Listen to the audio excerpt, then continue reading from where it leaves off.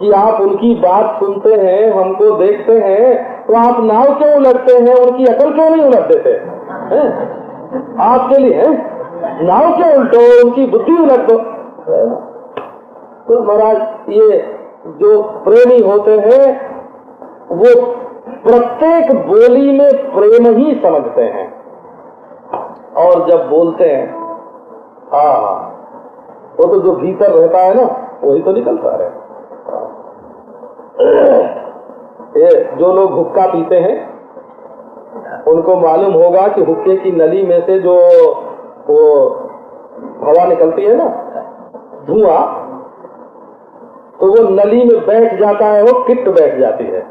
तो उसको हफ्ते में, 2 हफ्ते में, कहीं कहीं तो रोज रोज उसको साफ करना पड़ता है।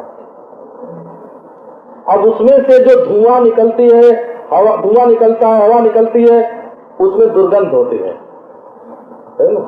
क्योंकि अब दुर्गंधित जगह में से जब हवा निकलेगी तो उसमें दुर्गंध होगी। इसी प्रकार जिनके हृदय में वासना भरी रहती है ना, वासना भरी रहती है, वो बोलते हैं तो उनकी बोली में से वासना निकलती है। प्रत्येक व्यक्ति के शरीर में से एक प्रकार की हवा निकलती है, तन्मात्रा निकलती है। कोई अपने को छिपा के थोड़ी रह सकता है। जब क्रोध आता है तो आंख लाल हो जाती है, और काम आ जाता है तो चेहरा बदल जाता है, आंख बदल जाती है। और जब खाने का मन होता है तो जीभ पर पानी आ जाता है। कैसा भाव का असर पड़ता है ना। इसी तरह से मन में जब प्रेम भाव उमड़ता है, जब प्रेम भाव उमड़ता है तो पांव से लेकर के सिर तक समूचे शरीर में प्रेम की तन्मात्रा भर जाती है। रग रग में, रोम रोम में, एक एक कण में प्रेम भर जाता है। उसमें से हो करके जब वाणी गुजरती है, प्रेम के समुद्र में स्नान करके जब वाणी निकलती है तो वो वाणी प्रेम से भरी हुई होती है। प्रेम की गंगा में स्नान करके, प्रेम के समुद्र में स्नान करके, ये प्रेम भी तो समुद्र है ना, अमृत है वो, अमृत का समुद्र है। डूबा प्रेम सिंधु का कोई हमने नहीं उछलते देखा। एक बार जो प्रेम के समुद्र में डूब गया, वो चाहे कि अब हम प्रेम के समुद्र में से निकल जाएं, बोले भाई हमारे तो पकड़ना तो आता है, छोड़ना नहीं आता। प्रेम में पकड़ है, प्रेम में छोड़ना नहीं है। यही एक विवशता, यही एक विवशता भगवान को है कि उनको पकड़ना आता है, छोड़ना नहीं आता। प्रेम, प्रेम माने आकर्षण, बुलाना। प्रेम माने स्नेह। प्रेम वो चीज है जो दिल को, जीवन को स्निग्ध कर दे, मक्खन की तरह चिकना बना दे। चिकना, उसका नाम प्रेम है। प्रेम स्नेह है बोला। प्रेम गंगा की धारा है, वो जीवन को पवित्र कर देता है। प्रेम अमृत है, वो प्रेमी को अमर बना देता है। प्रेम रसायन है, वो संपूर्ण रोगों को दूर कर देता है। कि ये प्रेम महाराज जिसके हृदय में प्रेम बस जाता है, उसकी प्रत्येक चेष्टा में, चाल में प्रेम, बोल में प्रेम, छूने में प्रेम, हंसने में प्रेम, देखने में प्रेम, उसके जीवन में प्रेम की तन्मात्रा उछलती है। और तदेव शरणोति, वो दूसरे की वाणी को प्रेम के रूप में सुनता है, अपनी वाणी उसकी प्रेम के रूप में निकलती है। कोई कुछ भी कहे, उसके कान में जो चीज घुसती है उस पर, जैसे ये मिठाई बनाते हैं ना, चाशनी, क्या बोलते हैं, चाशनी तो बोलते हैं। रसगुल्ले को, जलेबी को कहाँ डालते हैं? चाशनी में डालते हैं, है ना। तो उसके शरीर में जो प्रेम की चाशनी है ना, बाहर से कोई चीज उसके कान में डालो, कान के भीतर जाते ही मीठी हो गई। उसके मुंह में से कोई बात निकली और मीठी होकर निकली। उसके हाथ से कोई क्रिया हुई, मीठी हो गई। वो चला, उसका चलना मीठा हो गया। तदेव भाषयति तदेव चिंतयति। प्रेम का ही तदेव, ये जो है ना, उसका अर्थ ही, माने प्रेम के सिवाय और चीज देखता नहीं, प्रेम के सिवाय और बात सुनता नहीं, प्रेम के सिवाय और बात बोलता नहीं, प्रेम के सिवाय और कोई बात चिंतन में लाता नहीं। एक ही रंग रंगो यह डोरो। ठाकुर की का एक सवैया है, एक ही रंग रंगो यह डोरो, ये सूत एक ही रंग में रंगा हुआ है।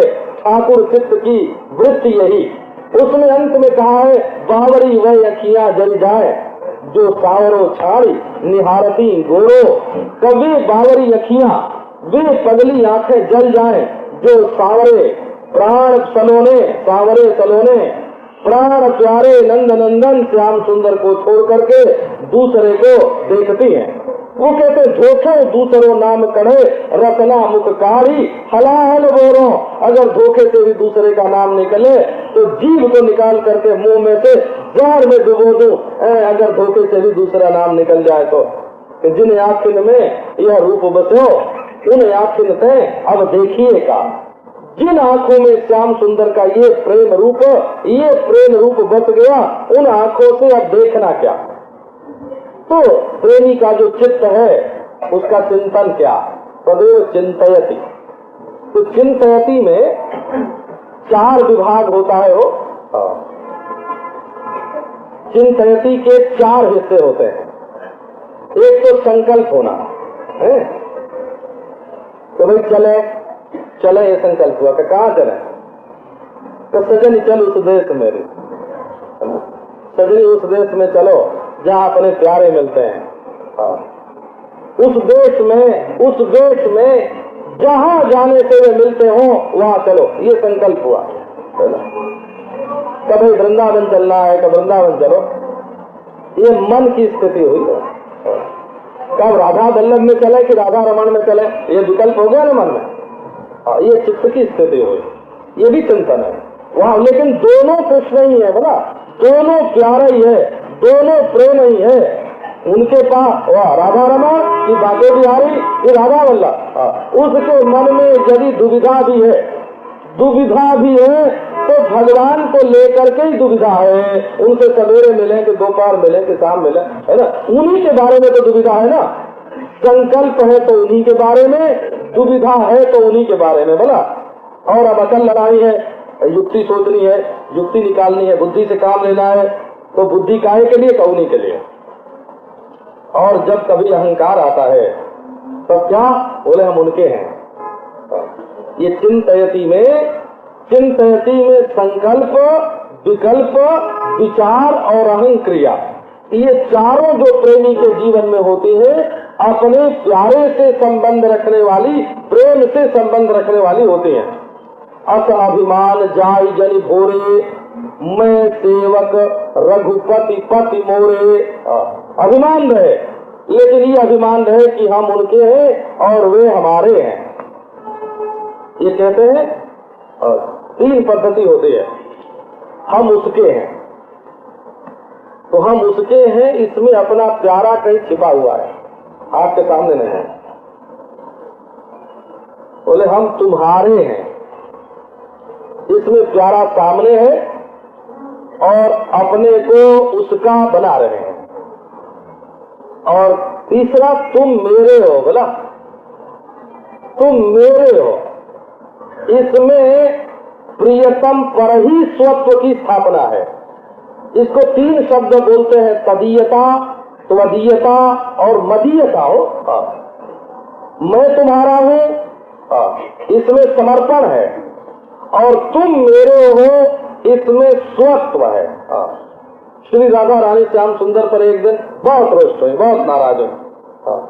सखी नंदलाल ना आवन पावे, तो सखी पहरा बैठा दो, हमारे घर में नहीं आने पावे। तो क्यों?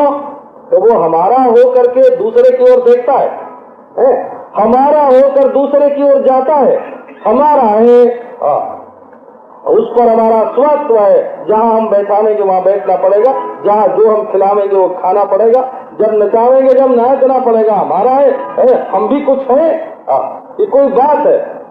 तो ये स्वत्व और मैं तुम एक, बोला प्रेम में, प्रेम का स्वरूप है दो को एक कर देना, अलग अलग को मिला देना, पर्दे वाले को बेपरद कर देना, ये जो है ये प्रेम का स्वरूप है। मैं उसका, मैं तुम्हारा, तुम मेरे और तुम मैं एक, सामरस्य में प्रीति परिपूर्ण होती है। एकांगी प्रेम में पूर्ण सुख का उदय नहीं होता, क्योंकि उसमें एक ही हृदय में सारी भावनाएं होती हैं, और जब दोनों हृदय में प्रेम होता है तब प्रीति परिपूर्ण होती है। इसलिए बोलते हैं राधा कृष्ण का जो प्रेम है वो परिपूर्ण है। क्यों? कि दोनों के हृदय में दोनों के प्रति अनन्य प्रेम है। तो ये प्रीति की रीति, ये अपने प्रियतम के सिवाय उसमें दूसरे का चिंतन ही नहीं है। अब आगे का जो प्रसंग है,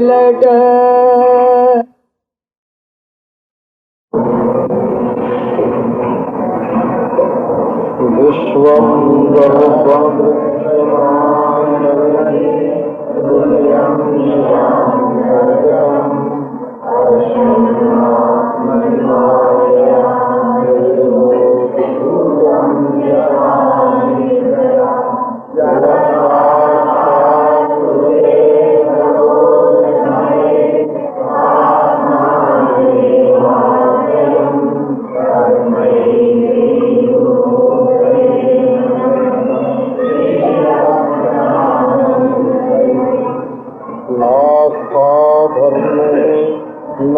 निचये नैव कामोपभोगे यद्भाव्यं तद्भवतु भगवन् पूर्वकर्मानुरूपम्। एतत् प्रार्थ्यं मम बहुमतं जन्म जन्मान्तरेऽपि त्वत्पादाम्भोरुहयुगगता निश्चला भक्तिरस्तु।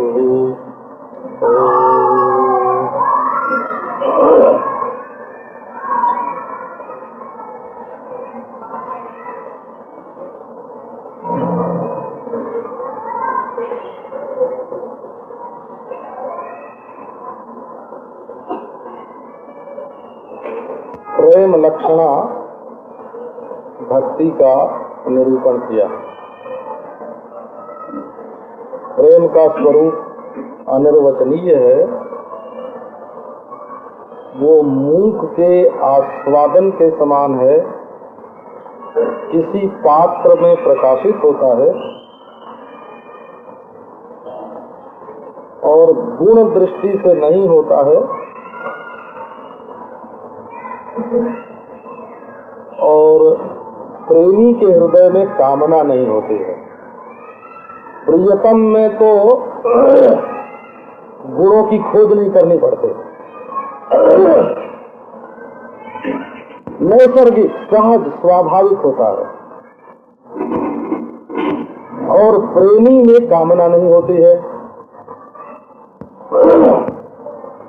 और प्रतिक्षण वर्धमानम, प्रतिक्षण बढ़ता है, गंगा जी की धारा के समान, और कभी टूटता नहीं है, और अत्यंत सूक्ष्म होता है, और अनुभव ही उसका स्वरूप है। जिसको इस प्रेम की प्राप्ति हो जाती है उसको फिर जैसे आंख वाले को आंख से रूप ही रूप दिखता है, इसी प्रकार प्रेमी को सर्वत्र प्रेम ही प्रेम दिखता है, प्रेम ही सुनाई पड़ता है, प्रेम ही बोलता है, और प्रेम का ही चिंतन करता है। कुल का अभिप्राय यह है कि वो प्रेम रूप हो जाता है। कुल का अभिप्राय यही हुआ कि प्रियतम भी प्रेम रूप और प्रेमी भी प्रेम रूप। प्रेम का एक विशाल अमृतमय समुद्र, उसमें प्रेमी और प्रियतम, राधा और कृष्ण, सीताराम, लक्ष्मी नारायण, गौरी शंकर,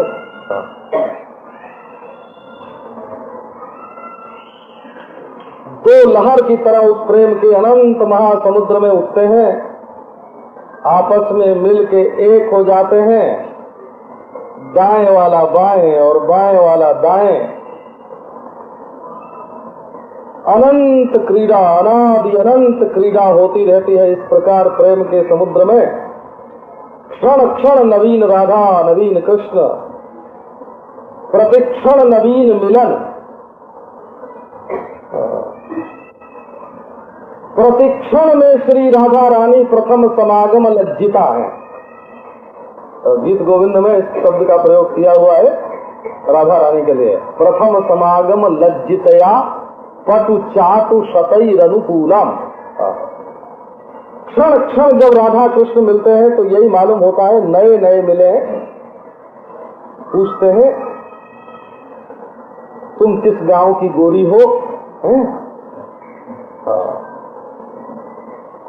और वो पूछती हैं कि तुम किस गांव के सांवरे हो। प्रतिक्षण नवीन मिलन, नवीन परिचय और नवीन नवीन लावण्य, नवीन नवीन माधुर्य। न आदि न अंत विलास करें दो, लाल प्रिया में भई न चिन्हारी। ब्रजवासी लोग कहते हैं कि न आदि न अंत विलास करें दो, अनादि काल से अनंत काल पर्यंत अर्थात नित्य राधा कृष्ण दोनों विलास करते हैं। विहार तो हो रहा है नित्य, परंतु लाल प्रिया में भई न चिन्हारी, श्री कृष्ण और राधिका में पहचान नहीं हुई।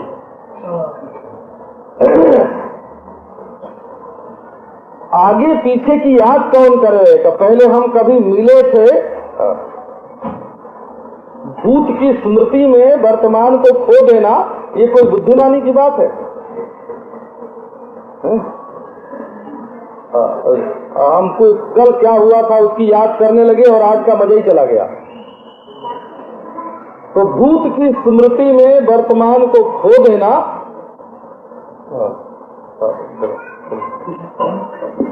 देखो कैसे कर विलास करें दो, लाल प्रिया में भई न चिन्हारी। क्षण क्षण में नवीन, ये सौंदर्य का स्वरूप है, हो रमणीयता का स्वरूप है। क्षणे क्षणे यन नवताम उपैति तदेव रूपम रमणीयताया। सौंदर्य का रूप ही ये है कि देखते जाओ क्षण क्षण में नवीन छवि छलकती है। नवीन लावण्य, नवीन लावण्य हो, ललित ललित लावण्य। लावण्य माने सलोना हो, लावण्य जिसमें होता है ना उसको सलोना बोलते हैं। ये सांवरा अमृत, श्याम अमृत, जैसे किसी शीशी में श्याम वर्ण का अमृत भर दिया गया हो ना, और वो भीतर खूब हिलता हो, चलता हो, डोलता हो, नई नई छवि, नया नया सलोनापन। चटपट, सलोनापन माने चटपटापन। जैसे चाट देख करके जीभ पर पानी आ जाता है ना खाने के लिए, है वैसे जिसके सौंदर्य को देख करके आंख में प्यास लग जाए। भोजन देख के जीभ में प्यास लगती है, पानी देख करके, अमृत देख करके जीभ में प्यास लगती है, जिस रूप को देख करके आंख में प्यास लगे। भागवत में वर्णन है, दिदृक्षित दृशो व्यगमन समेता, दिदृक्षिता दृशः याता। उनकी आंखों में देखने की प्यास है। लोगों के गले में पानी पीने की प्यास लगती है, मुंह सूखता है वो पानी के बिना, और गोपियों की आंख सूखती है दर्शन के बिना। गोपियों की आंख में दर्शन की प्यास है। मेरी अखियां प्यासी हो, ऐसे बोलते हैं, मेरी अखियां प्यासी हो, आंखें प्यासी हैं। और ऐसी प्यासी कि अंतो नास्ति पिपासायाः, इस प्यास का कहीं अंत नहीं है ऐसी प्यास। जन्म अवधि हम रूप निहारेनो, नैन ना तिरपित भैल। जन्म से लेकर के अब तक मैं उनकी रूप माधुरी का अमृत पीती रही, परंतु आंखें तृप्त नहीं हुई। ये प्रेमामृत की विशेषता है कि पीते जाओ,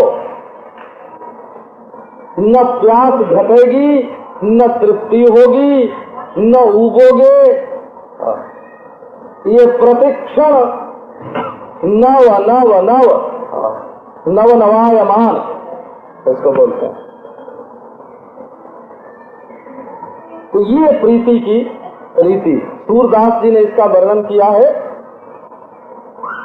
सदा एक रस एक अखंडित आदि अनादि अनूप, कोटि कलप बीतत नहीं जानत विहरत जुगल स्वरूप।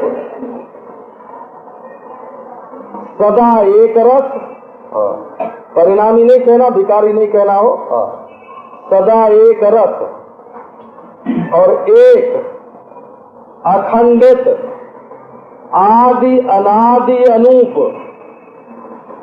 आदि माने सबका कारण है और अनादि माने उसका कोई कारण नहीं है।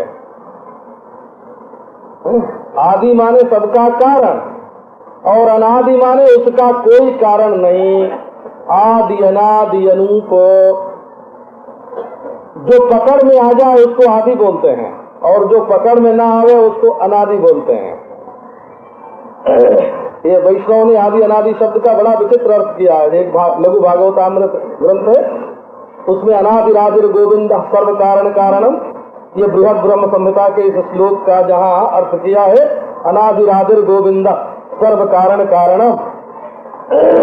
अरे कभी भुजपास में बढ़ जाते हैं और कभी बिछल जाते हैं, सरक जाते हैं, कभी भुजपास में आए और कभी निकल गए। आदि अनादि अनूप अनुपम है।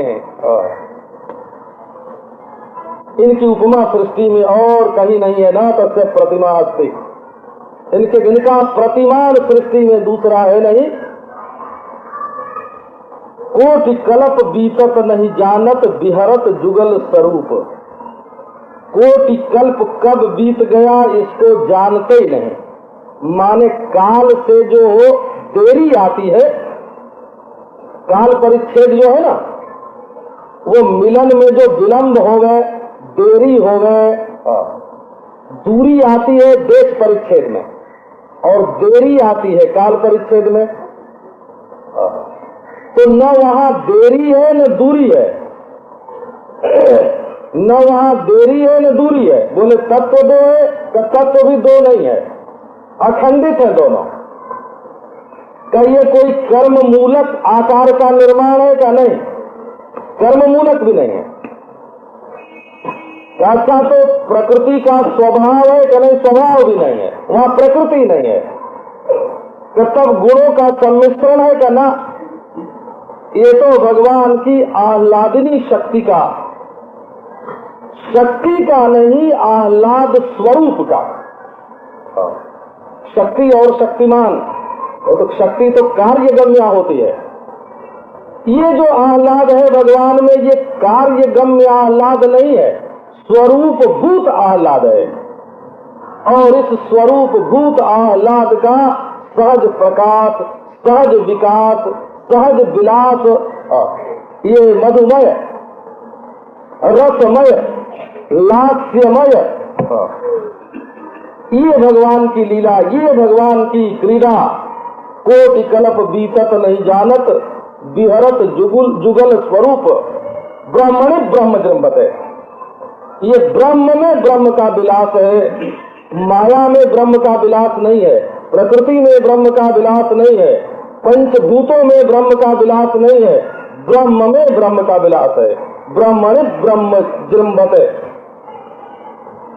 ये जो भगवान की चिन्मयी लीला, सन्मयी लीला, रसमयी लीला, मधुमयी, आनंदमयी, लास्यमयी, ये भगवान की लीला। ये प्रेम के दो रूप हैं। प्रेम का स्वरूप एक है और ये रूप जो है प्रेम का, एक रूप राधा और एक रूप कृष्ण, और एकांगीपना बिल्कुल नहीं है। ये बात कही गई हो।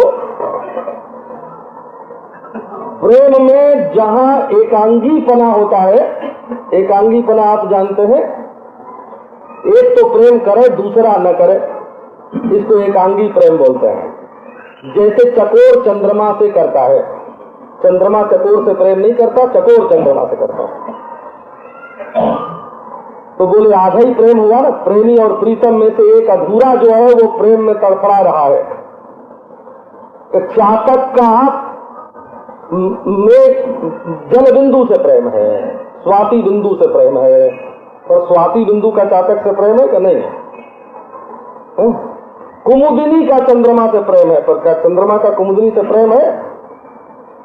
बोले प्रेम एकांगी होके पूर्ण नहीं होता, रस का उल्लास पूर्ण नहीं होता। जब दोनों ओर से प्रेम होता है ना, ये राधा कृष्ण के प्रेम को, राधा कृष्ण के प्रेम को संपूर्ण प्रेम कहते हैं। क्योंकि श्री कृष्ण के प्रति श्री राधा रानी के हृदय में जितना प्रेम है उससे अधिक कृष्ण के हृदय में है, और कृष्ण के हृदय में जितना है उससे अधिक राधा के हृदय में है। और दोनों में जब होड़ लगी कि देखें प्रेम में कौन बढ़ता है, तो प्रतिक्षण वर्धमानम हो गया, है ना। दोनों के जीवन में जब होड़ लगी, हृदय में होड़ लगी, देखें प्रेम में कौन आगे है। अब उनका प्रेम भी बढ़ता जा रहा, उनका प्रेम भी बढ़ता जा रहा। सारस का प्रेम केवल संयोग का प्रेम है, चक्रवात का प्रेम केवल वियोग का प्रेम है। वो उधर रो रहे, ये इधर हंस रहे। चक्रवात में संयोग का प्रेम नहीं और सारस में वियोग का प्रेम नहीं। और संयोग से जो घटे या बढ़े, संयोग से प्रेम कभी घटता भी है, उब जाती है तबीयत, है ना, पुराना पड़ जाता है, बाती पड़ जाता है।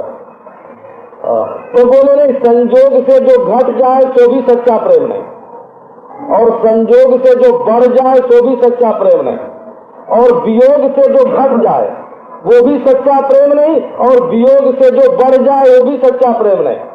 क्यों? बोले संयोग और वियोग ये देश की उपाधि से होते हैं, ये काल की उपाधि से होते हैं। प्रीतम एक देश में और प्रेमी एक देश में, मिलने का काल दूर है, दोनों दो जगह तड़प रहे हैं। बोले नहीं नहीं, प्रेम वो है जो दोनों के हृदय को रसीला बना करके प्रेमी के हृदय को प्रियतममय और प्रियतम के हृदय को प्रेमीमय बना रहा है। कहीं से आप देखना, तो प्रेमी के मन में तरंग उठती है कि चलो प्रीतम से मिले। अब प्रीतम से मिलने के भाव में प्रेमी का हृदय प्रियतमाकार हो गया, और प्रियतम ने सोचा कि अरे ये हमारा चिंतन करते करते तो हमारा आकार धारण कर गया, है ना। तो प्रियतम प्रेमी का ध्यान करने लगा और प्रियतम प्रेमी हो गया हो। इस तरह से क्षण क्षण प्रेमी प्रियतम और प्रियतम प्रेमी वर्णन आया है लीला में, लीला के प्रसंग में। एक दिन श्री राधा कृष्ण जुगल सरकार एकांत में विराजमान, उसमें भी कई स्तर मानते हैं वो। ये ब्रज भूमि की लीला को तो ब्रज का अवतार मानते हैं। ये ब्रज भूमि जो है ये तो अवतार लीला है। जो भगवान का नित्य लीला धाम है उसमें वृंदावन, तो वृंदावन में वात्सल्य लीला का मंडल, सख्य लीला का मंडल। वात्सल्य लीला केवल ग्राम में है, और सख्य लीला ग्राम और वन दोनों में है। और माधुर्य लीला ग्राम में भी है, वन में भी है, और कुंज में भी है। कुंज में कुंज में भी अष्ट सखियों की उपस्थिति, केवल जुगल सरकार की उपस्थिति, कुंज लीला, निकुंज लीला, फिर निवृत्त निकुंज लीला, ऐसे उसका विभाग करते हैं। अरे वो तो वृंदावन का निरूपण ही ऐसे ढंग से करते हैं, और कोई वेदांती सुने ना आश्चर्य हो जाए उसको। स्थूलम सूक्ष्मम कारणम ब्रह्म तुर्यम वैकुंठाख्यो द्वारका जन्मभूमि कृष्णस्याथो गोष्ठ वृंदावनम तन मध्ये चेयम कुंजवासी चकास्ति। ये स्थूल सृष्टि, इसके बाद सूक्ष्म सृष्टि, इसके बाद कारण सृष्टि, और इसके बाद तुरीय ब्रह्म। बोले बोध हो जाने दो तुरीय ब्रह्म का। तुरीय ब्रह्म का बोध हो जाने से ब्रह्म से जो अन्य, उसका बाद हो गया। तो वैकुंठाख्यो द्वारका जन्मभूमि, तो जो कारण था सो वैकुंठ हो गया, जो सूक्ष्म था सो द्वारका हो गया, और जो स्थूल था सो ब्रज हो गया। अब क्योंकि ये स्थूल, सूक्ष्म और कारण तीनों बाधित हैं, इसलिए तीनों ब्रह्म रूप हैं। जिसको पहले स्थूल कहकर के तिरस्कार करते थे, सूक्ष्म कहकर तिरस्कार करते थे, कारण कहकर तिरस्कार करते थे कि तुरीय ब्रह्म की प्रतिपत्ति होनी चाहिए, उसका साक्षात्कार होना चाहिए। उसका साक्षात्कार होने के बाद वही कारण, वही सूक्ष्म, वही स्थूल तिरस्कार्य नहीं रहा, ब्रह्म स्वरूप हो गया। अध्यस्त अधिष्ठान से बिल्कुल पृथक नहीं, और जो के त्यों प्रतीत हो रहे। कारण वैकुंठ है, सूक्ष्म द्वारका है, और जन्मभूमि ब्रज है।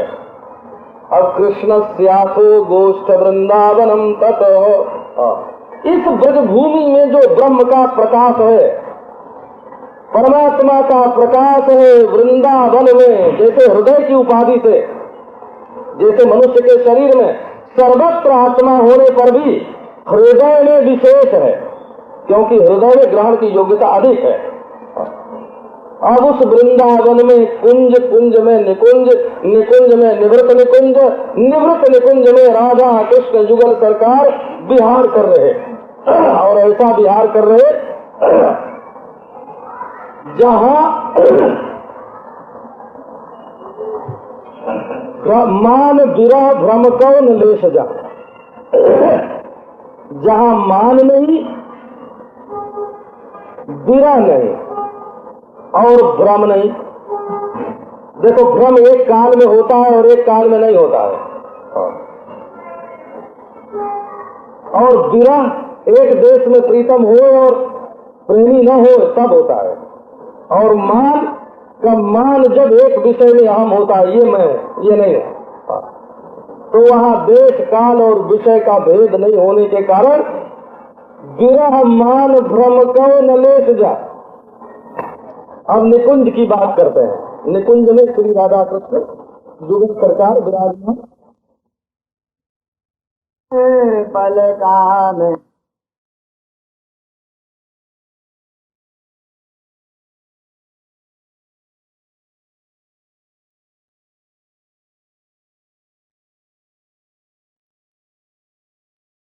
तो सांस में से क्या आवाज निकले, राधे राधे राधे राधे, रोम रोम में से राधे राधे राधे।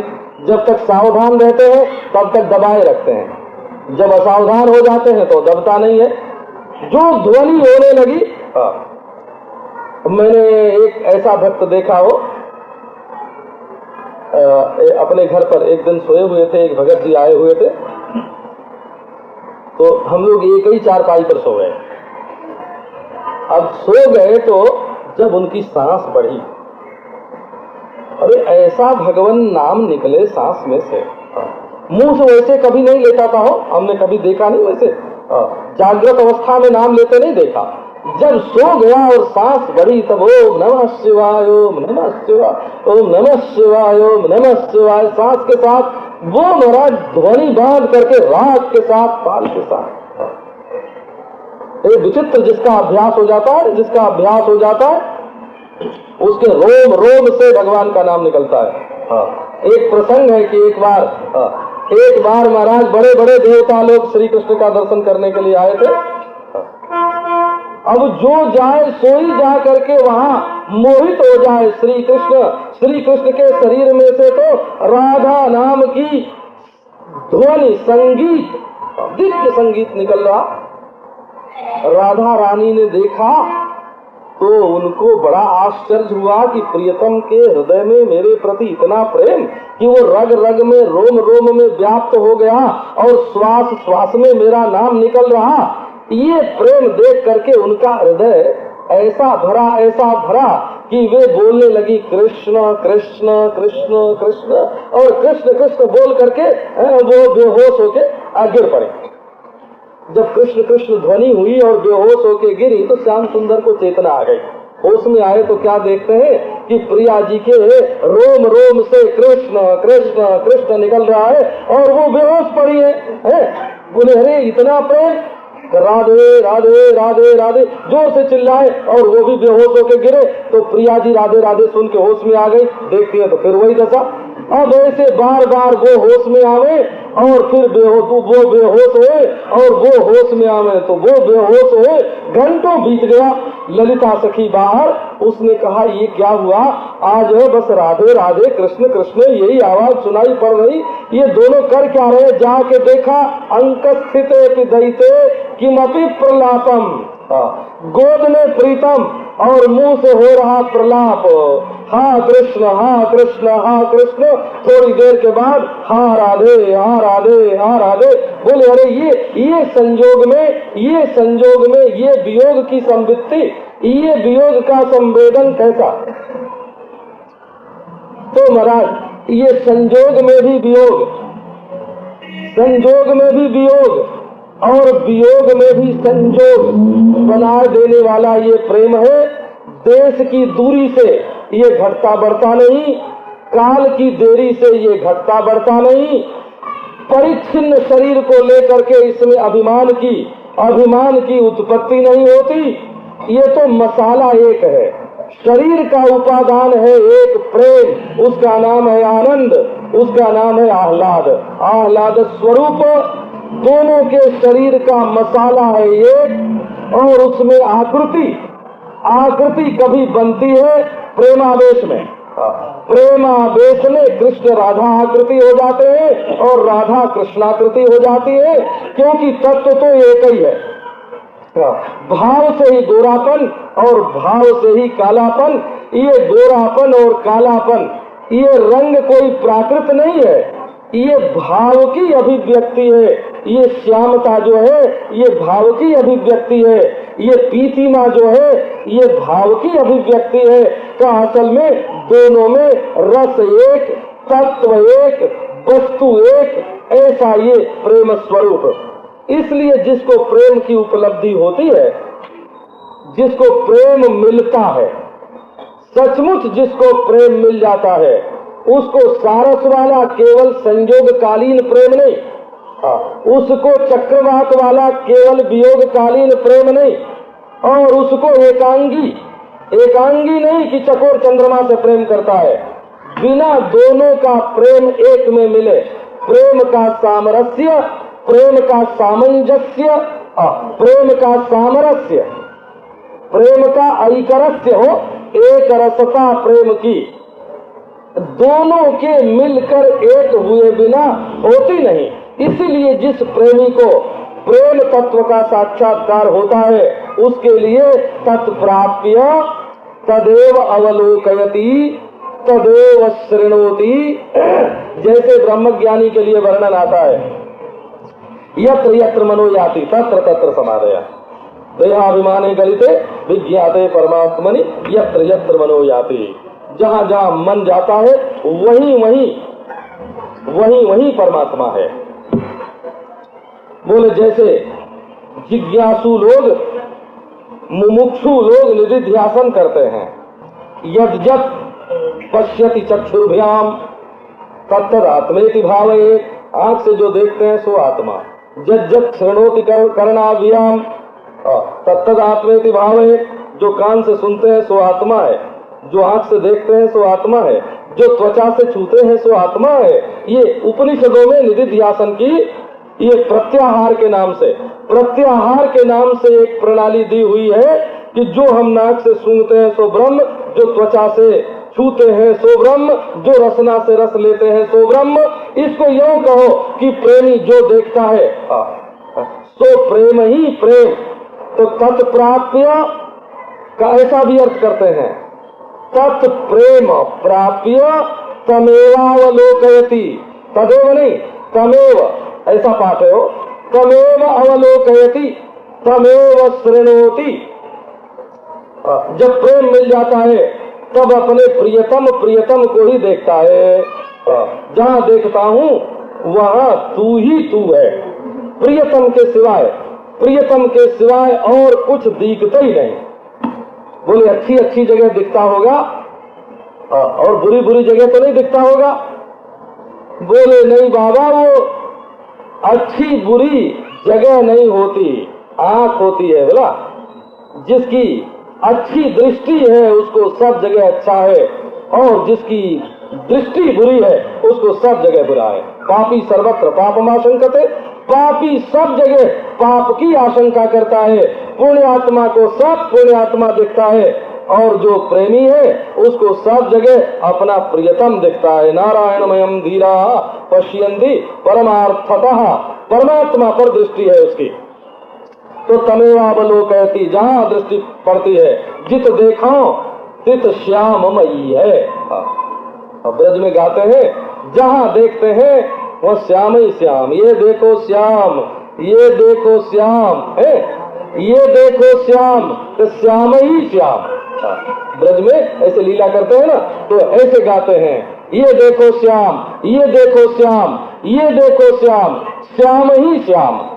जित देखो तित श्याममयी है। जहाँ देखो वहाँ श्याम ही श्याम है। क्यों? तो आंख की पुतली ही श्याममयी हो गई ना, आंख की पुतली श्याममयी हो गई, इसलिए श्याम दिखता है। उद्धव जी एक गोपी के पास गए, बोले हरी गोपी तू अपना मन शांत कर, योगाभ्यास कर, ईश्वर की आराधना कर, सर्वज्ञ सर्वशक्तिमान सर्वव्यापी प्रभु की आराधना कर। बोले उद्धव मन न भय 10-20, एक हुतो सो गयो श्याम संग को आराधे ईश। और दूसरी गोपी के पास गए, बोले हरी गोपी कुछ प्रत्याहार धारणा ध्यान कर, क्या दिन भर कृष्ण कृष्ण कृष्ण। बोले ही में रहो ना ही न ठौर, अब हृदय में जगह ही नहीं है। एक से बोले कि अरे श्याम चले गए, बड़ी दुखी है गोपी। बोले जित देखो तित श्याममयी है। एक को बाहर सब जगह श्याम दिख रहे हैं, एक को हृदय में श्याम दिख रहे हैं, एक का मन ही श्याम के पास चला गया है। अरे भाई गोपी के लिए श्याम के सिवाय और दूसरी कोई वस्तु है ही नहीं। तो तमेवावलोकयति, जहाँ देखता है वहीं परमात्मा को। एक बार का वर्णन है, श्री कृष्ण भगवान ब्रज में श्री गिरिराज की उपत्यका पर एक छोटी चट्टान, उस पर बैठ गए और बैठ करके महाराज जो राधे राधे शुरू किया, तो आंख बंद हो गई। आंख बंद होने के बाद ध्यानस्थ हो गए, लेकिन राधे राधे राधे की ध्वनि बंद गई। जब थोड़ी देर के बाद दृष्टि खुली तो क्या देखते हैं? ठीक वैसे ही वर्णन है हो जैसा उपनिषदों में ब्रह्म दृष्टि का वर्णन है ना। ब्रह्मैवेदम विश्ववेदम वरिष्ठम आदि जो मंत्र है ना, स एवेदम अमृतम पुरस्तात्, आत्मैवेदम अमृतम पुरस्तात्, अहम एवेदम अमृतम पुरस्तात्, जैसे वेद के मंत्र है। राधा पुरस्फुरति, पश्चिमतश्च राधा राधाधिसव्यमिह दक्षिणतश्च राधा राधा खलु क्षितितले गगने च राधा राधामयी मम बभूव कुतस्त्रलोकी। आगे राधा, पीछे राधा, बाएं राधा, दाएं राधा, सामने राधा, ऊपर राधा। ये क्या हुआ? राधा तो एक ही है। आज सारी त्रिलोकी में मुझे राधा ही राधा क्यों दिख रही है? ये प्रेम का विलास है। तत्प्राप्य तमेवावलोकयति तमेव शृणोति। जो आवाज कान में पड़ती है यही मालूम पड़ता है वही बोल रहा है। चिड़िया की आवाज में भी उसी की आवाज, पशु की आवाज में भी उसी की आवाज, पत्तों की खड़खड़ाहट में भी उसी की आवाज। तमेव शृणोते।